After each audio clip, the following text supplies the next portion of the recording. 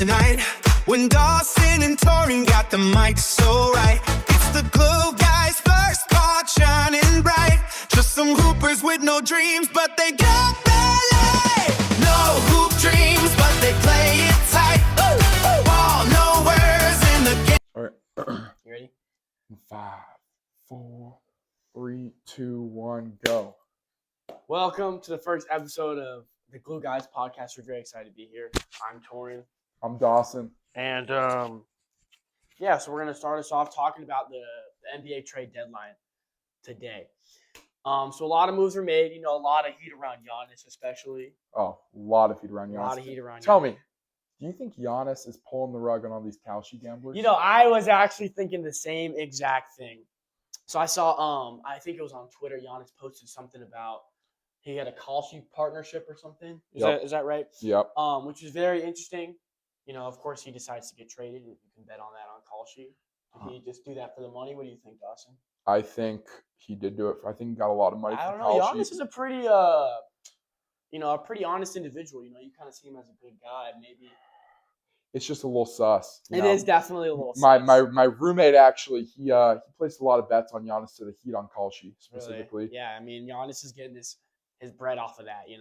And maybe we'll see some more come up. another thing like that I'd like to stem into is Mark Wahlberg. Wahlberg. This information, where's it coming from, man? So there's this one source, Mark Wahlberg's daughter, and she posted online that he was going to be at the Super Bowl. And I don't know if it was a Kalshi promotion, but there was this bet on Kalshi, Mark Wahlberg to be at the Super Bowl.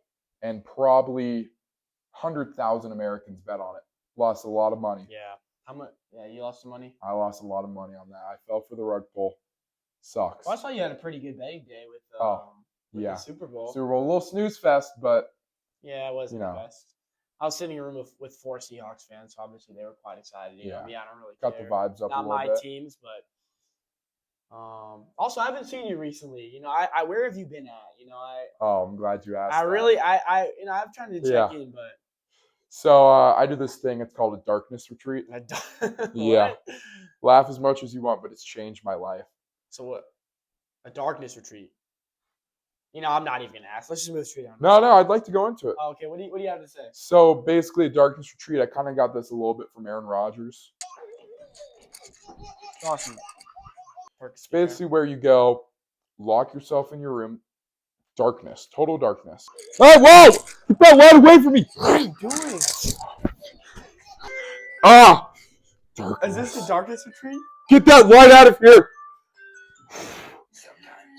Lock yourself in your room, darkness, total darkness. If you have windows, you put on the black sheet curtains, total darkness, and you basically just sit there. You can go on your phone, you can do your homework, whatever you need to in the darkness. And if you want to get food, you got to order it, have your friend or roommate go and deliver it to you. Okay. You're not allowed to leave your room. You're not allowed to, you can leave your room to shower, but you better be showering in darkness. You won't want to negate the effects. Yeah. And you basically want to do this. I did this when I was on a super downswing, sports betting, life, all that. And then you come out instantly. You'll probably make $1,000 first day out. You got to be at least partially nocturnal by now. Can you see in the dark a little better? It does develop your sense of smell, sense of sight, and sense of hearing. I bet. So yeah, it's really big. I would recommend that to all the viewers out there. Anyone looking to change their lives, you can either hit me up. I'll give you my 10-step darkness program. You're gonna have to pay for that, or just try it out for yourself. Turn the lights off. Spend a couple days in the dark. It'll be really good for you. That's great, Dawson. Anyway, let's move on. Let's move on. First and foremost, obviously Giannis did not get traded. I think that's what everyone was expecting at the deadline was, a lot of hype around Giannis getting traded because, at first he kind of said, this is my team. This is my team in Milwaukee. I want to stay here. But, and then he went out and said that he wants to compete. And, a lot of people thought he's going to go to the Heat or the Warriors. But T-Wolves, a lot of teams like that. But you got to realize that it's such a hard trade to make. Teams got to, I guess, kind of put their ducks in a row to kind of get all their assets in order to make such a big trade of Giannis. He's the best player in the East. It's not something you can just hand over. Yeah. So Brandon Miller, we're watching. We got the Hornets game on live. Anyway, so let's go over some of the bigger trades that we had.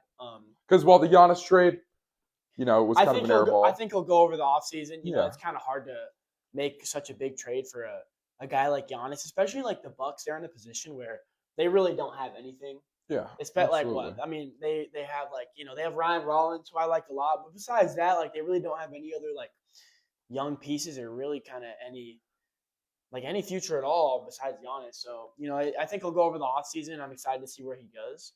But yeah, let's get into some of the trades that actually did happen. I'm excited to talk about this. A lot of big trades. So first up, we have the Clippers and the Pacers trade. So the Clippers, they traded Benedict Mathurin. Basically, the main trade was Benedict Mathurin for Zubac. Some other pieces were here. So it was Ben Math, Isaiah Jackson, and then a couple Indiana picks. So this one's very interesting. Now we have to talk about the big very interesting pick. Indiana's 2026 first-round pick, and the protections are very specific. It's protected 1 through 4, and then 10 through 30. And then an unprotected 2029 first-round pick, and then a 2028 Dallas second-round pick. But basically, the 2026 pick is very interesting because if the pick, obviously it's going to go in the lottery, and Indiana is very bad this year. They've been taken very hard without Tyrese Halliburton. If you see some of the fucking lineups they're putting out there, they're like it's actually gross. It's just silly, And to be honest, like it's a disgrace to the sport of basketball. Yeah, and that's the thing about the lottery system is it's like putting ketchup.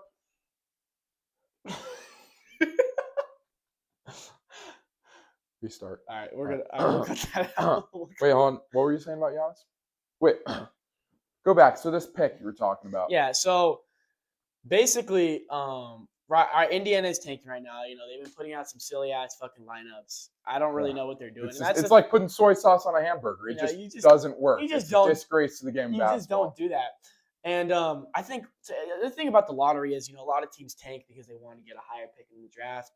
And we're probably going to see some pretty shitty basketball coming soon because this year's draft is just so good. You got Darren Peterson, you got DeBanza, you got Boozer, Fleming's been having a hell of a season. A couple cats out there, a couple guys from Arizona, a couple of studs. Anyway, but basically, if the pick is 1 through 4, then Indiana keeps it, which is huge because if let's say you pair, Halliburton will be back and he'll have probably about like 16, 17, 18 months to recover. So he'll be in, I wouldn't say he's in full form, but he'll definitely be back to at least somewhat of the player he is. Yep. If they get one of those super high draft picks, pair that with especially with Big Zoo as well, which I really like. I like the fit with Zubac. I think he's kind of slow for the Pacers super fast offense. Yeah. So basically 1 through 4, Indiana gets the pick, and then 10 through 30. So it's really interesting. Indiana's taking a big gamble here. But if it does go 5 through 9, then it's like, I don't know. It's going to be tough. But like if it does hit that 1 through 4 mark, then I would be like, wow, this is like a ridiculously good trade for Indiana. I mean, phenomenal. I mean, you could see Siakam, Zubac, Halliburton, and let's say they get Fleming's. Let's say they AJ. If you put AJ on a court with Halliburton, Siakam, and Zubac, like Darren Peterson too, which would be a great wing to put it. Also all three of those guys, all three of the top 3 could be like a good wing piece. I think I'd like the fit of like a Darren Peterson and an AJ DeBanza over that. Like a Boozer. Especially now with like Zubac. Zubac's going to be a little slower. He's definitely going to have to adjust to this Rick Carlisle offense. A lot of transition stuff. It's going to be definitely quicker than that kind of slow Kawhi Harden ISO ball that he's used to. But yeah, no, it's a really interesting pick. I definitely would say if this trade goes through, the Pacers they're definitely going to win this trade for sure. Yeah. I could see the Pacers running through the East next year if they get 100%, 100%, especially in such a weak East. And then the Clippers, they get Ben Mathurin. They also traded Harden, which we're going to talk about too, but I don't really know what they're doing. Interesting. Yeah. Well, we'll move on to the second big trade, or I guess another big trade. The Warriors and the Hawks. So the Golden State Warriors, they traded Jonathan Kuminga, Buddy Hield.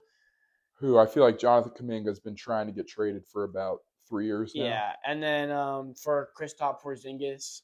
So honestly, I like this for the Warriors. Really did not give up anything for Porzingis. It's kind of funny how low people are on him now. Obviously, he's a very injury-prone player. We haven't really seen him play much in these past couple of years because of his health. I mean, the way he's like 7'2", 7'3". He's a big guy. It's hard to stay healthy when you're that big. But yeah, no, honestly, like Jonathan Kuminga is fucking ass.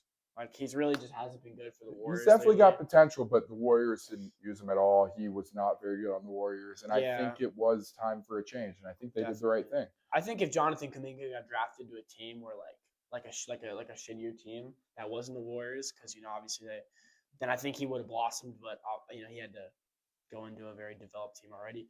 I think the Warriors. Who do you think won this trade? Also? I believe the Warriors easily won this trade. I don't think it was very close.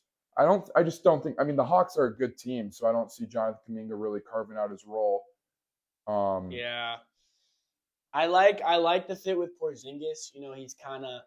He's gonna be cool with the Warriors if he can stay healthy. He's gonna obviously. That's the biggest factor in this trade is health. I know. I think availability. Also, what's gonna be cool is Draymond. He's obviously a very good defender. Having like a rim protector like Porzingis is going to be kind of interesting to see what he's going to do and how he can kind of play more kind of roaming, the kind of style that Draymond does. But it's really just about like the health of Kristaps Porzingis. Absolutely. So we'll kind of see how that goes. And then Buddy Hield going along with it. Obviously it's everyone like throwing in a bag of chips. Yeah. They just threw in a bag of chips. And then, so we'll move on to another big trade. You want to read this one off? Yeah. The Grizzlies Jazz trade. I actually really love this trade for both teams. So basically, the main point of the trade was Jaren Jackson Jr. You had Jock Landale and a couple other guys in there, but it was basically Jaren Jackson Jr. for 3 first-round picks. Yeah, and then so Jazz threw in Kyle Anderson, Taylor Hendricks. No one really cares about that. I don't think they released some of the picks but basically three first-round picks for Jaren Jackson Jr. What do you think about this? I think it might be the biggest win I've ever seen in my life. I mean, it's like, the Jazz, their starting lineup going into next year will be assumed like that's without their first-round pick. If they draft a stud in this draft, we're not even going to think about that. Their starting lineup going in will be Keontae George, Lauri Markkanen, Ace Bailey, Jaren Jackson Jr., maybe Isaiah Collier. He's been having a hell of a stretch. You see his 22 assist game the other day? We'll put Walker Kessler. Walker Kessler, yeah. Oh, Walker Kessler, yep. Yeah. I think if they go out and they get a top pick and they draft a guard like Darren Peterson or Flemings or someone like that, they also have Ace Bailey there too. They could be ready to compete. Yeah, I think it'll be good for the I kind of like it. They're obviously the Jazz are big buyers in this trade deadline. They want to start winning. Obviously respectable. They got to put butts in seats. People got to come out there. The Grizzlies, the 3 first-round picks for Jaren Jackson Jr. is huge though, and I think also since the Grizzlies got 4 for Desmond Bane, I'm pretty sure they have the most picks in the next 7 years. Yeah, overtook the Thunder. And then so then once they get rid of Ja, which I'm sure they will, I don't know what's gonna happen with him because breaking news, we're breaking it right now on the pod. It's looking like the Hornets are going to lose their 9-game win streak. They just had a chance to win it. They were down by 4, missed 2 wide open threes. So that's unfortunate. Yeah, I mean, it's hard though when you're playing. Hell of a run from the Hornets. Can I get some commentary on you from the Hornets? Oh yeah, to be honest, it's been interesting, to see that they're kind of obviously the Hornets were mid for so long. I mean, they're in the play-in as of right now. And they are they're at the 10th seed, I think. 10th seed, and they're right behind the Hawks. Yeah. So they replaced the Bulls and after the Bulls just blew it up, DeMar DeRozan. The DeMar DeRozan Invitational. It's sad to see that he's not in there anymore, or the Bulls aren't in there anymore. But I don't know. The Hornets have been playing really good basketball lately. Love Concanipple. He's been having a fucking phenomenal month. I do think obviously he's a very close candidate for Rookie of the Year. But it's hard when you're facing these Cooper Flag. I think if he was any other year besides this year, I think he wins it. Besides Wemby year. Oh, 100%. He's been so good. That's a great pass. Yeah. I mean, he just makes when he plays. He's averaging like 18.2 points per game. And he's shooting ridiculously. He actually is wearing my basketball shoes, the Jordan 39s. Yeah. Did you tell him that he could wear those? Yeah, no. I mean, I didn't. We're back. We had to take a quick little break to watch this Hornets game. It's absolute cinema right now. Yeah, it's a really good game. But yeah, so I like the Jazz Grizzlies trade a lot. I mean, I think it's interesting that they went out and got JJJ. Obviously he's a very flawed player. I'm surprised they didn't trade John Morant. Like, if they were going to blow it up, why not just trade I think Ja he's for going to another go 2 soon. firsts? He's got to go soon. In if the they're getting offseason, rid of for everything. sure. I really thought the Heat should have made a move. Don't know. Everyone is so low on Ja. You know, he literally has had like the worst jump shooting season like of all time. Like him, he was shooting like under 30% from all like jump shots. But he's fine in the West, right? He's fine in the West? No. Yeah. He's not. And he's had a lot of his shooting regression has been horrible. Obviously, he has off the court problems too, acting like a clown. Everyone's super low on Ja, and it kind of just shows that these offensively slanted small point guards like Ja is not a good defender. You might see his defensive highlights. You might see him get some shit off the glass, but he's not a good defender at all. And it's kind of showing that like you got to be able to play defense if you want to stay in the NBA. Yeah, I like this. I'm excited to see what the Grizzlies do in the future. I mean, I think it's like interesting to put like Jaren Jackson Jr. because like Lauri Markkanen is already a pretty bad rebounder for being 7'2". So I guess like you kind of have to hope that him and JJJ get some boards, then you got to leave it up the rest for Walker Kessler. But I think their offense could be very good. JJJ is a super good mismatch attacker, and he's a good rim protector too. So I'm excited to see what both these teams do with their new trades. Let's move on to some of the smaller trades. We have the Lonzo Ball trade, 3-team trade. Didn't really do much. Yeah, Lonzo Ball. So I really liked the Lonzo Ball trade to Cleveland. I thought that if they played, because obviously I wasn't expecting him to stay completely healthy. He tore his ACL, I think, right? Or was it Achilles? Something like that. I think it was his Achilles. That's like the worst injury. It's really hard to come back from Kobe that. couldn't even come back from that. Yeah. I mean, KD did. But that's a whole different story, though. But basically, we're going to have to cut this out. My brain is like. Sorry. But yeah, I really liked the Lonzo Ball trade initially when he got to Cleveland because I thought that he could be like as coming in as like working with their bench unit. Yeah. He's a really good passer. He was shooting really good before, but this year he literally cannot shoot the 3-ball. He's averaging like 25% from 3, ugly. Especially with his Achilles. He literally can't get to the rim. Shot. He literally cannot get to the rim anymore because of his injury. And if you can't shoot and you can't get to the rim, what the fuck can you do? Obviously, he's a super smart basketball player. Great defender. He's a really good like point of attack defender. I think he's a good perimeter defender. But like offensively, he's unplayable right now. Yeah. And to be honest, I think Lonzo's career is kind of coming to an end. And it's a shame to see because do you remember those Chicago Bulls days? Oh, I do. They started off Lonzo, DeMar, Alex Caruso, Kobe White, Vucevic, Levine. Yeah. They were first in the East, if I'm not mistaken, for a little bit. Yeah. But yeah, so the Utah Jazz decide to basically do a two second round pick swaps and then they throw Lonzo Ball in there. Did they waive him? Yeah, I think they did. Yeah, if not, they're planning on it. He's just unplayable at this point. It's kind of sad to see his regression, but it's unfortunate. It is what it is. Moving on to one of the last two of the bigger trades. So we got Nikola Vucevic to Boston, and I really like this. So basically, the trade is Vucevic, and then a second rounder from Chicago, and then the Chicago Bulls they get Anthony Simons, and then it's just another pick swap. So I like this for the Celtics. I think their weakest point in their offense was their center spot. They were starting They had Nemes. What's his name? Nemes. They call him the memester. Yeah, the memester. They had him, and they had Hugo Gonzalez playing a lot of minutes too, which was old Al Horford, who has been struggling with injuries this year. Well, I mean, he got traded, but but basically their center spot was literally just Hugo Gonzalez. Some guys you can pick up from the rack. Yeah, I think I saw the memester playing at my rack. So I really like this. I think I had 30 against him too. The Celtics already have I think they have the best offense in the East right now. They have a really good offense. And Tatum's not even their best player. Probably the best 3-point shooting team. Their best player isn't even back, which is absolutely crazy to think about. And then the Bulls.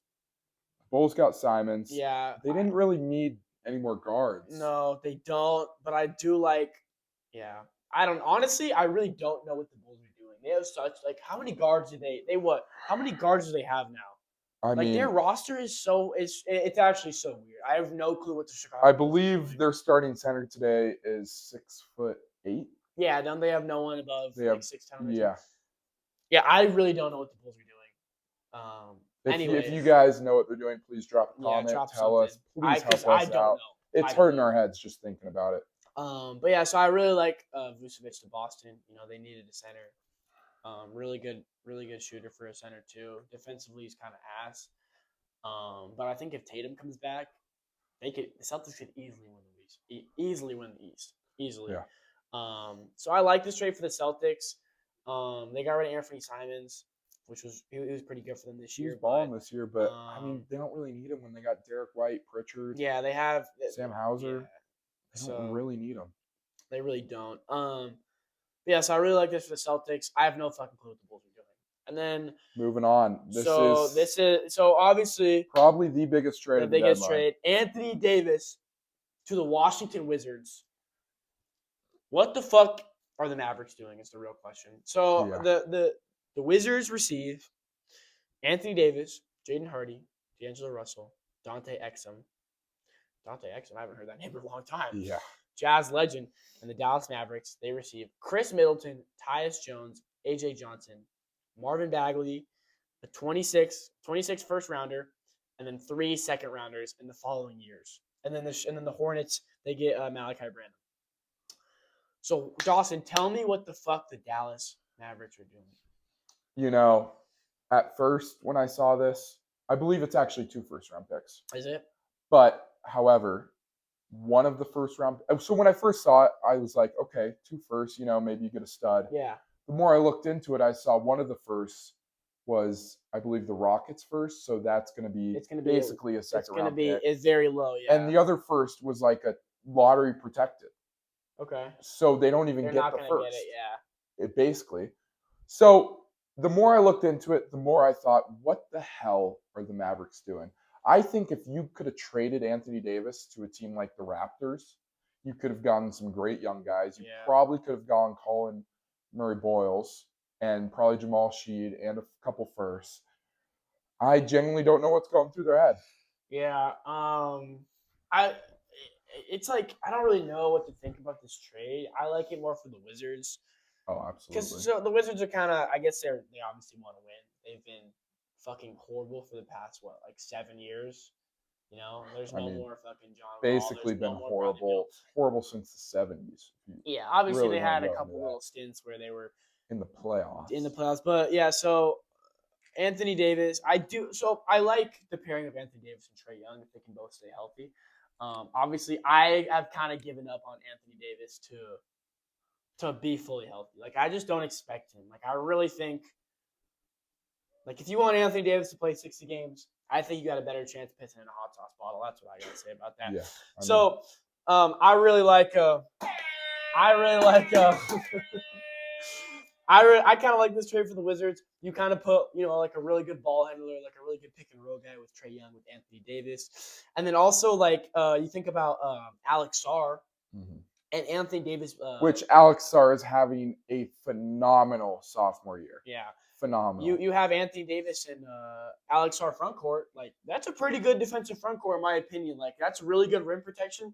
And that's kind of the thing you want to pair along with Trae Young because he is so bad defensively. Yeah. That's why everyone was so low on Trae, is because obviously he's a great offensive player, good pull-up shooter, good playmaker, good initiator, but he's literally I think I weigh more than Trae Young. Oh yeah. And can I give my 2 cents real quick? Yeah, of course you can. Trae Young, if you're watching this, fuck you. I'm gonna leave it at that. I fucking hate you. Anyway, personally, no. Let me speak my chest. I've been watching Trae Young for a while now, since his Oklahoma days. And I gave him a chance. I really did. I believed in him. I watched a lot of people defend him with their life. And so I was like, okay, let me actually watch him play. Mm-hmm. I have never seen a worse defender in my life. Sure, he puts up stats. He'll drop freaking 30 points and 12 assists. He is a great playmaker, one of the best playmakers in the league. He is one of the most inefficient scorers. He'll give you 30 on 30% from the field. And he'll play no defense. Other teams' point guard will go for 40 and 15. And he is not a winning player. He had that one great run to the conference finals that got him overhyped. And everyone started saying he was a top 5 point guard, all that. Trae Young, you aren't a top 25 point guard. Wow. That's all I have to say. It's kind of a hot take. Yeah. It's my take. Anyway, I do like Anthony Davis and Trae Young. You gotta, if you wanna have a team surrounded by Trae Young, you have to be good at defense. Yeah. You have to be able to pick up 100%. His slack because 100%. Especially so, and you gotta realize in today's NBA, the NBA is all about weaknesses. It's all about picking out teams' weaknesses. Every single time, let's say they're playing like the Celtics, Jaylen Brown is gonna get Trae Young into the screen motion, and they're gonna get a switch, and Jaylen Brown's gonna score on Trae Young. The NBA is all about exposing teams' weaknesses. And when you have such a big defensive weakness like Trae Young, they're going to go and eat at you every single time. Every single time. So absolutely. And that's why you get a guy like AD back there. Yeah. So they eat at Trae Young. AD's maybe there to block it. Saves you a couple of possessions. I do like, kind of having another pick and roll guy for Trae. And I do like the fit along with him. I don't think the Wizards are going to be good, but it's kind of interesting to see that they're trying to make a push. But I do think, if they kind of let these picks marinate, I think that their player progression could come along. But, they decided to make this move, which honestly I like for them. But let's talk about the Dallas Mavericks, man. They traded Luka Doncic for fucking Marvin Bagley and fucking – I mean, unless you're like an AJ Johnson guy. I like AJ Johnson. He's all right, but tough. You could have had 10 other young guys that play the exact same way. You turn Luka into Chris Middleton and Marvin Bagley. You basically traded Luka for half an eaten muffin without butter on it. And you got very lucky with Cooper Flag. Yeah. The only reason that worked is because of the devil magic that they have, which we'll probably get into that on the next episode. We might talk about the lottery. You'll have to be tuned into that. Some Patrick Ewing, maybe some LeBron. Yeah. Conspiracies. That frozen envelope, what they know about it. Yeah, I mean. Anyway, I don't know what the Mavericks are doing. They really turned Luka Doncic into nothing. And now they are just going to be ass. Yeah. So we have a couple other smaller moves. Yeah, we'll just go into this really quick. I actually really like this Wolves trade where they traded for Io. Is it Bulls, Warriors? So Io and Julian Phillips to the Wolves in exchange for Rob Dillingham, Leonard Miller, and 4 second-round picks. I think Rob was needed to go, obviously. I still think he's a good player. No. I think, all right. I'm very low on Rob Dillingham. That's fair. Wow. Holy crap. Let's pan the camera right here. We just saw a punch thrown. Oh, wow. Live on the pod. Holy. Gabe Vincent. They got Gabe Vincent on the floor. Julius Randle. Are we gonna get copyrighted? Can we show them? We might have to put a filter over it. Gabe Vincent, Dyson Daniels is not playing. They're holding him back. We're back. We just saw a huge scrap go down in the Timberwolves game, Hawks game. That was unbelievable. I bet we'll be seeing some suspensions going out for Marvin Gaye and Naz Reid. Yeah, probably. But I think it was a pretty cool fight to see. Yeah, so let's get back to the we're talking about the IO trade for Rob Dillingham. You have anything else to say, Dawson? I think it was a great move by the Wolves. I think they really kind of fucked themselves by not getting Kobe White. Yeah, that's really what they needed. They needed another potent offensive guard, and they decided to. But they did the right thing by getting something. Yeah, I mean, Kobe White would have been a great fit though, especially the pair along in. Because if you think about it, Anthony Edwards and Dante DiVincenzo are their only playable guards right now. Like Mike Conley, they already waived Mike Conley. Or they traded him, and he's going to get waived, and he's going to probably come back, end his way back. But he's going to, it's a farewell tour. He's unplayable. Rod Dillingham is unplayable. He's a little ass boy. So, yeah, no, I mean, the question is, are the Wolves contenders? And I think, yeah, they're contenders, but I think they could have done better at this deadline. I mean, who do you think's ahead in the West? Who do you think's ahead in the West? I got OKC, Nuggets, and then maybe the Rockets. I'd say probably. I think honestly, I think the Rockets are the most overrated team in basketball. Yeah, they've really had a horrible fucking season for the amount of hype they've had around. I mean, the thing we've seen about the Wolves is that they beat the good teams. Yeah. They lose games they shouldn't lose, but they beat the Thunder, they beat the Rockets, they beat the Nuggets when they need to. They win games that they need to win. I definitely have the Thunder over them, especially with the Jared McCain trade. I really like that. And the Spurs. I'm taking and then the Spurs. The Nuggets, I really like the Nuggets. They didn't really do much during the deadline. Who'd they get? I don't think they got anybody. I think they traded somebody. I think the Nuggets made a move. But I definitely have the Nuggets over them. Obviously, the best offense in the league, and then I have the Thunder over them with the best defense in the league. Next up, we have the Lakers trade. So the Hawks send Luke Kennard for Gabe Vincent and a 23-2 second-round pick. Keep in mind, the Lakers have been shopping Gabe Vincent and Dalton Connect like crazy. Yeah. Like your ex-girlfriend looking for a new man. Nobody wants her. Nobody fucking wanted Gabe Vincent. Yeah. And they finally found a shooter, which I think is very good trade for the Lakers. Yeah. So I like it for the Lakers, but it doesn't address the real problems with the Lakers. Like the Lakers are such a bad defensive team that you got Luke Kennard, you got another guy to put the ball in the basket, but you have a Luka Doncic and you have an Austin Reeves already, and you have a LeBron. Obviously even with his regression, but that's not what you need. You don't need another shooter. You need to get some a two-way wing or a good defender or something. Maybe else, an actual big man. Yeah, and DeAndre Ayton doing shit. DeAndre and him and Jackson Hayes are a little bit soft, and it's just not what they need. I don't know if you saw the recent clip of Jackson Hayes. Oh, pushing the Hornets match? Yeah, that was pretty funny. He got 1 game suspension. Yeah, that was pretty funny. I can't. I'm gonna have to. We'll put that up right there. Yeah, I saw a lot of trade deadline circulating, a lot of news on my Instagram feed, and I see Jackson Hayes. I'm thinking, oh, they finally made a move. Where's he going? And then he just got suspended. Shoving a mascot. You can't do that. I mean, it's in his background. He shoves his ex-wife. Did he? Don't sue me. Allegedly. He's married? Or shoved his girlfriend or something. He had a domestic violence charge. Allegedly. Off the record. Alleged. Yeah, but I just think that it's not what the Lakers need. You need defense. You don't need more offense. That's their problem. They have a very good offense and a horrible fucking defense. And in a 7-game series, they're not going to win against any other better team in the West just because their defense is so bad. Yeah. And their defensive backcourt is so bad. Luka can't play the whole Literally, game. no one on their fucking team can play defense. It's none of their starters, especially Bron's getting old. Luka's a horrible defender. Oscar's a horrible defender. Rui is a horrible defender. It's just not what the Lakers need. They needed to go get something else. I like Luke Kennard. He's a better replacement for Gabe Vincent, but it's just not what you need. Moving on to a bigger trade, James Harden to the Clippers for Darius Garland. To the Cavs. Darius Garland to the Clippers, James Harden to the Cavs. I really like this trade for both teams.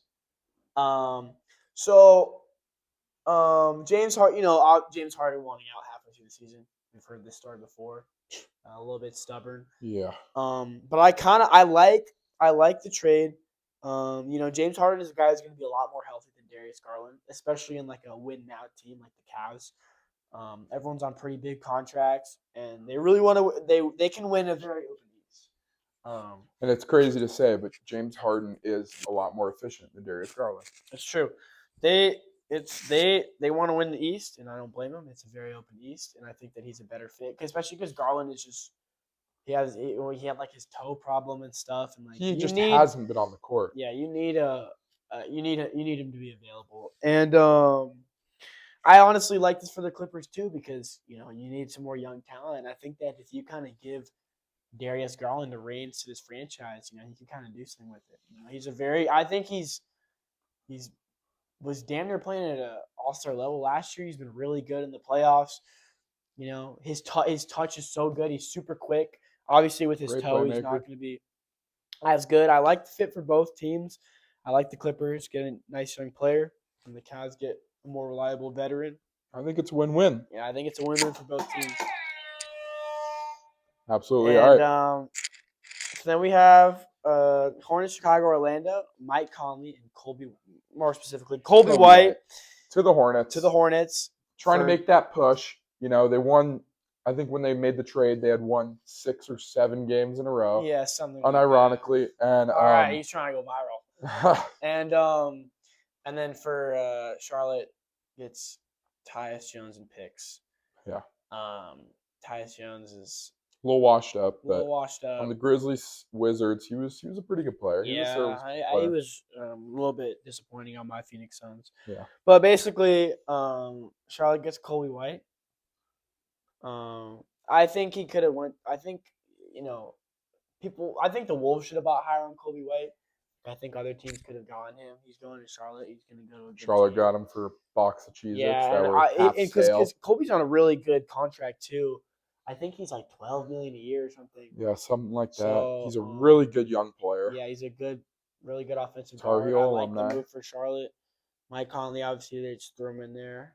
It's a little frail nowadays, but overall, great trade for the Hornets. And honestly, I don't know what Chicago is doing again. They have the weirdest roster in the league. The Bulls, I have no fucking clue. They didn't get any like young guys. They literally got no first round picks. They have nothing. I'm baffled. It's beyond me. I just don't even know. And then wrapping it up with the trades. Jared McCain to the Oklahoma City Thunder. I have my thoughts on this. What are your thoughts on this? I texted Dawson. I was like, OKC got to get a shooter. That's what they need. And they went and got a shooter. I was thinking they were going to go for like Keon Ellis or something like that, but then he got traded already. But I really like the fit with Jared McCain. Obviously, he had a pretty down season with his injury. But rookie year, he was like 15 points. He was actually leading the rookie of the year race to start the season. Yeah, he was like 15. He was like 15 points on like almost 60% true shooting. Like he was one of the true bright spots in a very weak rookie class. He was really good his rookie season. Obviously, he's in a down season, but obviously his whole career ahead of him, and I think he could really come back. And the thing with OKC is they have so many picks to throw out there, especially like, I think a lot of people say like a first and 3 seconds is a lot, but like you got to realize when OKC like has this many picks, everyone's trying to get their picks, everyone's like, when you got a big old treasure chest, everyone's trying to get your loot, everyone's trying to get your booty. But, but yeah, I like the pick for OKC. They need another like good offensive guard, especially like, and I even think they could have like gone further and tried to get someone better. But I do like at least they did something. I'm happy for that. And they can definitely find minutes for Jared McCain, especially in the moments, because obviously they're a very defensively slanted team. They're such a good defensive team. But in those non-Shea minutes, like you're gonna need non-Shea and non-AJ Mitchell minutes. You're gonna need someone to shoot the ball, and like Lou Dort's been horrible, and like obviously they have a lot of really good defensive guys, but now they get a good offensive player to pair along with that. And then the Sixers get some picks, which is I think honestly, Thunder, really good trade for them. Sixers, really good trade for the Sixers, getting a first and a couple seconds. But when the East is this wide open and all of the buzz about Giannis, all of the buzz about all these trades, and you're going out and you're instead of trading 4 players, you're trading away players. Yeah. I mean, what are you doing? Because the East is wide open. The 76ers are a really good team. Yeah. I think, their starting power forward just came off a 2-way, Dominic Barlow. Yeah. He's been getting good minutes. He's been getting really good minutes. And I think if they would have just gone out and game all night, every move, every shot so right. They bring the heat and they bring the fight. Yeah, you don't need to watch the NBA tonight when you got Dawson and Soren on the mic.